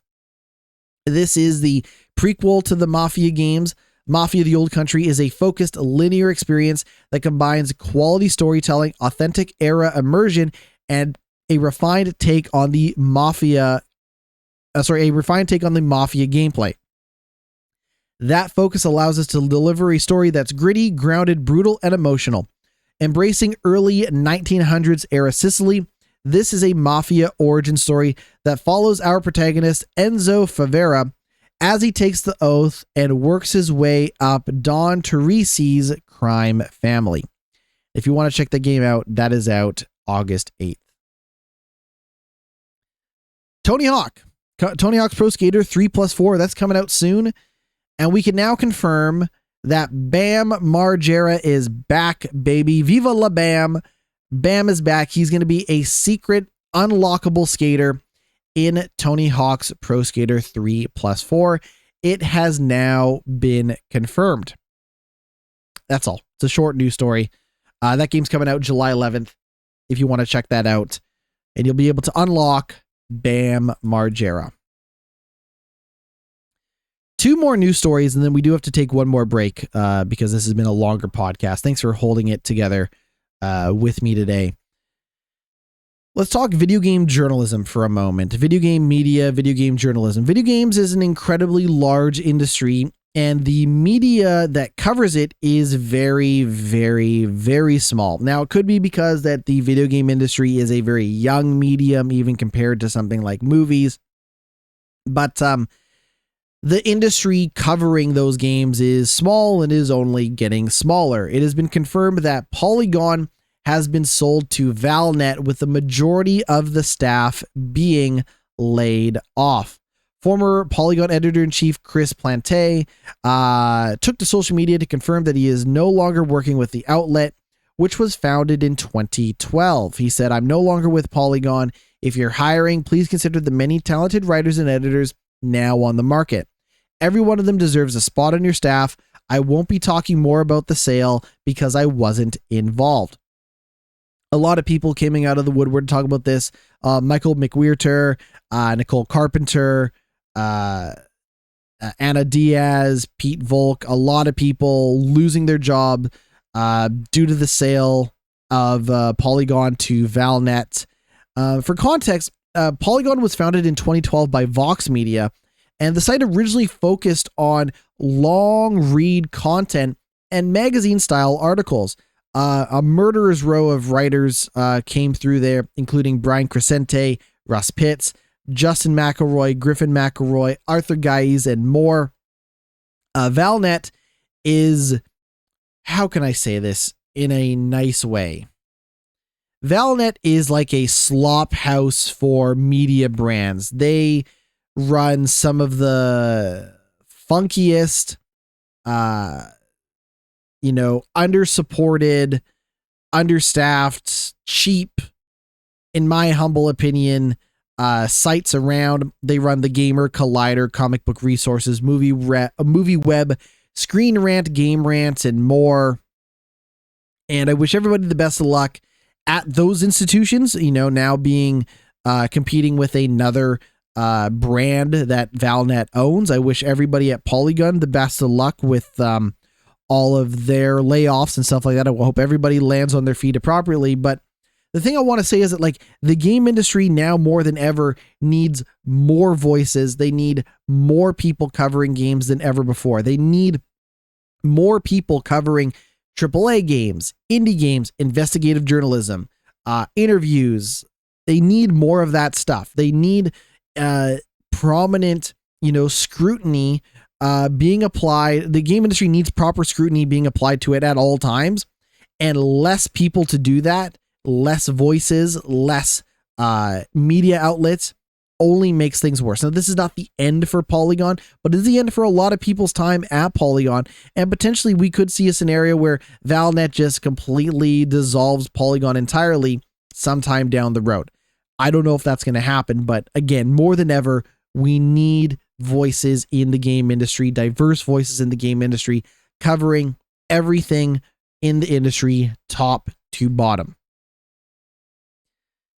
And then let's talk about Giant Bomb. Giant Bomb has had a real go of it as of lately, twists and turns, even over the last week. So let's kind of cover what happened initially and where Giant Bomb is at today. Giant Bomb is a video game website covering games, game journalism, podcasts, videos of games, coverage of games, all of that stuff. From a personal note, Giant Bomb has been incredibly influential to me. Giant Bomb is probably the single biggest reason why I've taken up podcasting myself, talking about video games, playing games on the internet, all of that stuff. They have been incredibly influential to me. The single biggest influence has been Giant Bomb on a young NitWitt. Now, for context, Giant Bomb originally launched in 2008. They were launched by a veteran game journalist known as Jeff Gerstmann. I've talked about Jeff Gerstmann on this very podcast. Jeff Gerstmann launched Giant Bomb after he was fired from GameSpot. He worked at GameSpot for several years. He, alongside Brad Shoemaker, Vinny Caravella, and Ryan Davis, served as Giant Bomb's original staff. Giant Bomb, a pioneer in video content in the video game media industry. This was before even YouTube really took off. So Giant Bomb was covering games in a way that people had never seen before. And in a lot of cases, they needed to build their own unique technology just to be able to support 30, 40 hour-long videos of people playing games on the internet. The website was acquired by CBS in 2012, which is funny because it reunited Jeff Gerstmann with the company that had originally fired him in 2008. Giant Bomb ran a subscription model, and the idea was that fans could pay $5 a month or $50 a year for premium video content and ad-free experience on the website. This is something that eventually became very popular with media companies like Patreon years later that are offering subscription services to everybody. In 2013, Ryan Davis passed away at the age of 34, a huge loss to Giant Bomb. Then Polygon editor Justin McElroy wrote, I think whether they realized it or not, most people who wrote about video games kind of wanted to be Ryan Davis. I know I did. Ryan was a rare voice that was able to be brutally critical and frank and funny and still be well liked by basically everybody. How could anybody walk the line that well? So 2012, Giant Bomb bought by CBS. In 2020, Giant Bomb was sold by CBS to Red Ventures as part of a deal that also saw the sale of CNET and GameSpot. The following year, Brad Shoemaker, Vinny Caravella, and Giant Bomb staffer Alex Navarro announced that they were leaving the company and formed Nextlander, which is a subscription-based, Patreon-supported outlet that you can get their podcasts and videos for free if you want to as well. In June of 2022, Giant Bomb founder, the last remaining guy who founded Giant Bomb, that being Jeff Gerstmann, announced that he was leaving the website, though he ended up being fired before he got a chance to formally leave the website. Jeff Gerstmann now runs his own show called The Jeff Gerstmann Show if you want to check that out. This is all to say that in October of 2022, Giant Bomb was acquired by Fandom. Fandom then fires two longtime Giant Bomb staffers, including video producer Jason Ostreicher, who left as well, who was laid off as part of the sale of Giant Bomb from Red Ventures to Fandom. All of this is to say that about a week ago, this is May 1st, when this is actually about May 1st when this happened, the staff at Giant Bomb started to depart the company. The people that were still there at Giant Bomb were leaving the company. The news came after weeks of uncertainty around the website, which abruptly ceased live streaming content last month. Earlier this week, on the 888th episode of the Giant Bombcast, I'm on episode 143. These motherfuckers have been doing it forever. When I talk about like trailblazing in video game content, that's what I mean. 888th episodes. They've been doing it for a while. They're one of the longest running video game podcasts of all time. The 880th episode was published and then swiftly removed entirely. The episode included a lengthy section where the podcast hosts mocked a series of overreaching brand guidelines given to the website by current owner Fandom. Those guidelines included rules on swearing and other restrictions on content, which were entirely different from the style of content that Giant Bomb has built its reputation on. I'm not going to sit here and say that like Giant Bomb were like the bad boys of video game journalism, but they were a little more crude, a little more rude, but there was a lot of heart and more importantly, there was a lot of personality that you didn't quite see in games journalism at the time. Now everything is personality driven. Every fucking thing is personality driven. Everyone is getting into people with biases and things like that. And that's fine, but at the end of the day, like I really feel like Giant Bomb really pioneered the, personality driven content that we see on the internet today. On his Last of the Nintendogs podcast, Giant Bomb staff member Jeff Grubb said that while the decision to remove the episode wasn't his decision, the decision to keep it down was. Then longtime staff member Dan Reichert. Dan Reichert, if you don't know Dan Reichert, he worked at Game Informer for the longest time. Then he went to Giant Bomb. Then he left Giant Bomb to work at WWE. He did a lot of podcast producing at WWE, like working on the New Day podcast and stuff like that. He would then leave WWE at some point. He made his way back to Giant Bomb. And on the Wednesday when this all happened, Dan Reichert said that the issues faced by, he said longtime staff member Dan Reichert discussed the issues faced by the staff during a stream on Wednesday, claiming he would never appear on Giant Bomb again. Now remember, this news story came out May 1st. So there's a lot that I'm trying to cover in all of this. So just stick with me. The timeline of things is maybe a week or so behind, but stick with me.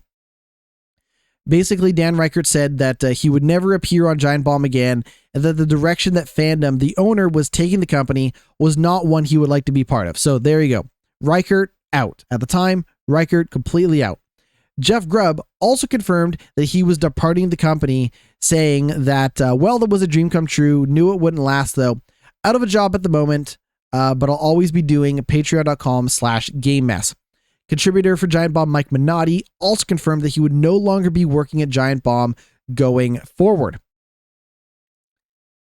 Then, Giant Bomb owner Fandom responded to the uncertainty saying, as you know, we've temporarily paused Giant Bomb live streaming and that the content is currently available on demand for our audience. We understand this programming pause isn't ideal for our audience, but it's part of a strategic reset and realignment of our media brands. We have some creative ideas for the future of Giant Bomb that we're actively working on that we'll be able to communicate more about soon. So remember, this news story came out May 1st. Oops, let me do that. This news story, May 11th.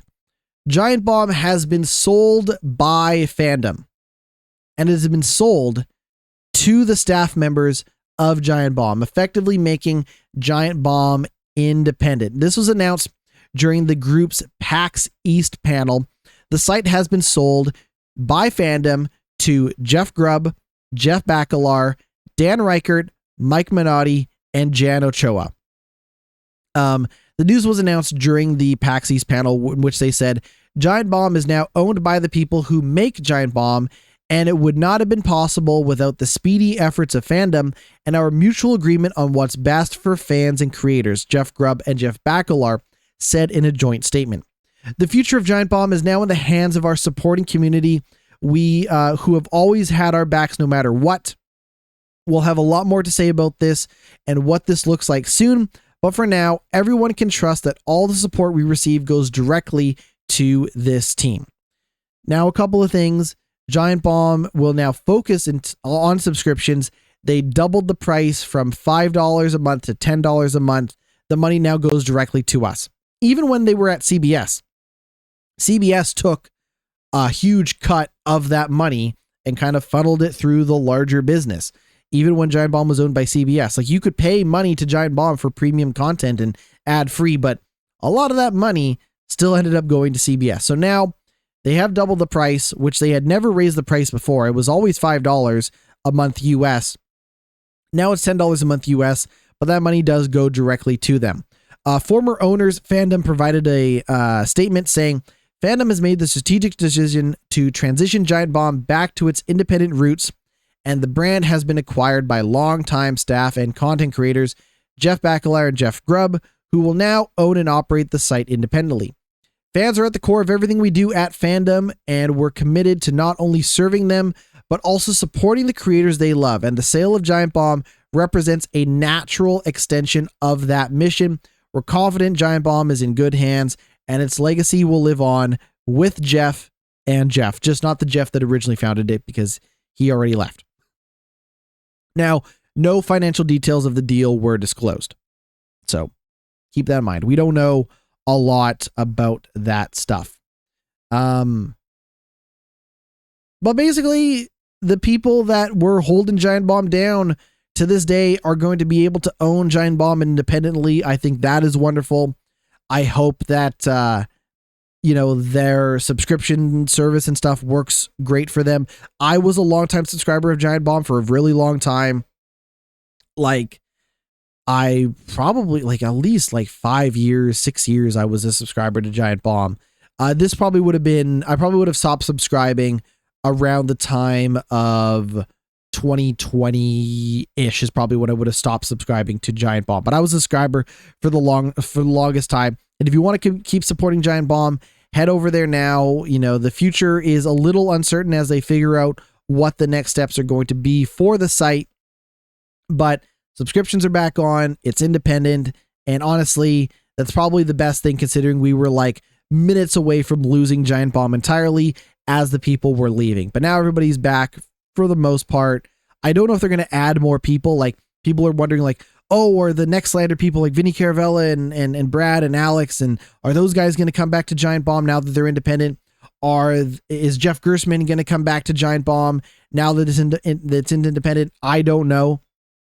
I know Jeff Gerstmann was interviewing Dan Reichert on his podcast, the Jeff Gerstmann Show, if you want to know more about that. I don't know what is going to happen with that stuff. I know that my understanding is that from Jeff Gerstmann's Patreon subscription and Nextlander's Patreon subscription, that those people are doing quite well when it comes to their subscription and like their support from their fans. I don't know if you'd be able to get like 4 more additional people into Giant Bomb and have that all those subscriptions translate over. It's really hard to say, but we'll find out. We shall see. That's gonna do it for the news. That's it. That's all. I'm done. I've talked a lot this podcast. We still have the games that I've been playing to cover. So let's get into that right now. I just want to quickly say that I was talking about this a couple weeks ago that I was going to watch those Transformers movies. I have watched the first Transformers movie, which also counts as a rewatch for me because I had seen the original Transformers movie, the original Michael Bay Transformers movie. And I just wanted to quickly say that I remember thinking that Transformers movie was okay when I saw it originally. That movie is significantly less okay the second time around for me personally. One of the big problems is, and if you've seen the Transformers movies recently, if you had a better memory of them than I, then don't yell at me for not remembering everything, but the action kind of looks like shit in the Transformers movie. It is so poorly filmed. Everything is such a up close, tight shot of the Transformers that you don't really know where one Transformers, end and one begins in terms of, it's just a lot of gray metal on metal scraping, and it just looks like shit. It really does. It has a weird sense of humor that at times can be kind of distracting and a little off-putting. And it's just so soulless and mediocre that I really regret ever saying that I wanted to watch the rest of these Transformers movies, because my understanding is not only do the Transformers movies get worse from the first movie, they get longer as we go. And that's the other problem I had, is that Transformers is like 2 hours and 23-ish minutes. And you could have easily cut like 20, 30 minutes from that movie. You honestly really, really could. It's way too long. And it's funny because I just watched the first Mission Impossible movie, which is 2 hours long. And that movie is so quick, so snappy, so effective and lean that the 2 hours just flew by. But you tack on an additional 20 minutes, and I felt like I'd been watching Transformers for 3 hours. So I'm gonna probably have to watch another Transformers movie one of these days. I'm not looking forward to it, but that first Transformers movie, I ended up giving it a 2.5 out of 5. It's kind of rotten. It has some moments. It has I find like when the human beings are doing the action, those scenes are shot and framed a lot better than when it's the big robots fighting. I know like Roger Ebert like originally liked that first Transformers movie and then went on to hate the second one. So if Roger Ebert kind of liked the first one more than even I did and then hated the second one, I'm not saying I always agree with Roger Ebert. In fact, I often disagree when it comes to the work of David Lynch, with me liking David Lynch movies and Roger Ebert not liking David Lynch movies. We'll see how those Transformer movies pan out, but my God, did that first one really suck the wind out of my sails more so than I thought it would. Now, NitWitt, this is a video game podcast. I almost said movie podcast. NitWitt, this is a video game podcast. Why are you talking about movies? Well, I wanted to talk about something else as well. I wanted to talk about a audiobook that I have been listening to called Blood, Sweat, and Pixels. It is written by video game journalist Jason Schreier. I think this is a great book. If you've never had a chance, this is an older book. If you've never had a chance to check it out, pick up a copy, read it, listen to it, whatever you want to do. But I really want to recommend Blood, Sweat, and Pixels and put it on people's radar because I think it's a really fabulous book. Each chapter of Blood, Sweat, and Pixels covers a particular game made by a particular game developer. Now, a lot of it is more around the emotional story of getting the game together and out the door. It's not a lot of technical stuff. So if you're worried about them talking about, programming and coding and all of that stuff, like it will cover some of that, but it's not like you don't have to be a computer science expert to know anything about this. If you want to hear about human beings trying to make a video game, I really recommend you check it out. There are some great games that are covered in these chapters. Now, like I said, each chapter is a different game. If I can just rattle off some of the games covered, we have Pillars of Eternity, which is made by Obsidian. They also cover a little bit of the development of Obsidian working on South Park: The Stick of Truth, because they were kind of working on Pillars of Eternity and Stick of Truth at the time. They talk about Uncharted 4, which, if you remember earlier on in the podcast, I talked about how Amy Hennig was the creative director for Uncharted 1, 2, and 3. Amy Hennig was working on Uncharted 4, and you can find out how it went from Amy Hennig being the creative director of Uncharted 4 to, oh God, what's his name? Neil Druckmann. Neil Druckmann ends up becoming one of the creative directors of Uncharted 4. So you can hear about kind of that power struggle, that transition of power, and how they went from significantly changing a lot of Uncharted 4 to being the game it was today, ended up being based on where it started out. Stardew Valley is a game that was made by one person. So if you want to hear about one man's kind of descent into madness as he tries to get this video game done, but seems to never stop working on it, that's a great one. Diablo 3, a decent chapter. I'm currently on the Halo Wars chapter. They also cover Dragon Age Inquisition, The Witcher 3, Destiny, and more. If you haven't checked it out, Blood, Sweat, and Pixels by Jason Schreier, a great book. I'm listening to the audiobook version. You can check it out. I think it's really cool. If you want to learn more about kind of the human story of game development, it's a great read. It really is. I have been playing through Expedition 33. You can check out my episodes of 33andMe and my playthrough of Expedition 33 up now on my YouTube channel. We're doing an episode every week. New episodes out every Friday. We are currently on episode 3. Each episode's about, I don't know, an hour and a half to 2 hours ish long. So if you want to check that out, go ahead and do so on my YouTube channel. Every week, every Friday, we're doing it. And I like the game, but the story hasn't immediately grabbed me. Like, I'm not sitting there completely in love with the characters, in love with the story. I think the combat is a lot of fun. I think the environments are really gorgeous. I like the vibe of the game, but so far I haven't been completely enraptured by some of the stuff with the story and things like that. So check that out if you haven't done so. I will be, I'll probably give like my final thoughts on the game when it's finally done. But if you want to know my up-to-date opinions on Clair Obscure Expedition 33, go over to my YouTube channel and check out my playthrough 33andMe. Whoops, I just closed my browser.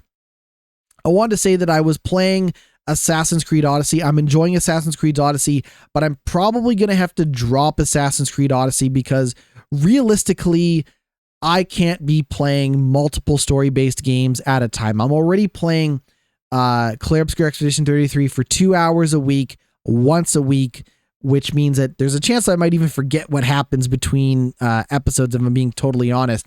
But like Doom is coming out later this evening, as the time of this recording. So I'm going to be playing a lot of Doom Eternal. Oh, sorry, Doom. I keep saying Doom Eternal. Doom: The Dark Ages is coming out, later this evening. I need to play that because I'm really looking forward to it, which means that I probably can't just keep chipping away at Assassin's Creed Odyssey. Don't get me wrong. I'm actually really enjoying Assassin's Creed Odyssey. It's actually turned around and been quite fun. If I'm being honest, it is incredibly bloated. It's really big. It's got too many side quests. It's huge. It's massive, but I'm enjoying it. And it's probably something that I could probably chip away at over time. It might also be a decent game for me to potentially play on stream at some point. Maybe I would just, sit down and be like, hey, fuck it. I got the day off. We're going to play 3-4 hours of Assassin's Creed Odyssey. Come join me if you want to. But the other thing that I've been playing is Fortnite. I got a text from a friend of mine who said, hey, do you know what's going on in Fortnite? And I said, no, not really. I haven't played it in about a month or two. And they said that there's everything Star Wars in Fortnite. And I got to be honest, I'm not the biggest Star Wars guy. I've kind of covered my complicated feelings on Star Wars, but I grew up at a bad time for Star Wars because I grew up when the prequels came out, and those prequels are bad. I don't care what anybody says about, oh, Star Wars is worse today, or they ruined it, or they made it woke, or whatever the stupid shit people have to say about Star Wars today. There are very valid criticisms of the current incarnation of Star Wars that we see today under Disney. None of it, I repeat, none of it is nearly as bad as Star Wars Episode 1.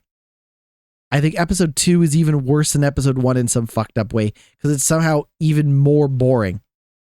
Episode 3 is the best of that trilogy, but that's not saying much. They took Academy Award-winning actors and gave them the worst possible dialogue with some of the worst delivered dialogue and some of the worst directing. Like, those movies stink, man. I can understand liking them because they're so bad. I can understand liking them because you're a huge, huge Star Wars fan. But like, for me, those movies like actively take away from what makes Star Wars good. And because that's kind of my most, reverent and most relevant, kind of point of context, because that's what I saw when I grew up, I'm not a huge Star Wars guy. That being said, my friend said, hey, listen, there's a ton of crazy Star Wars shit. Maybe you should check it out. So I checked it out. And it turns out Fortnite is really cooking right now. I've been having an absolute blast playing Fortnite. So a couple of things that they changed to Fortnite is all of the guns in Fortnite have been completely replaced by Star Wars stuff. Every weapon, every grenade, every shotgun, pistol, whatever, all of it is Star Wars stuff. So you hear nothing but Star Wars sound effects and gun battles, which is kind of fun.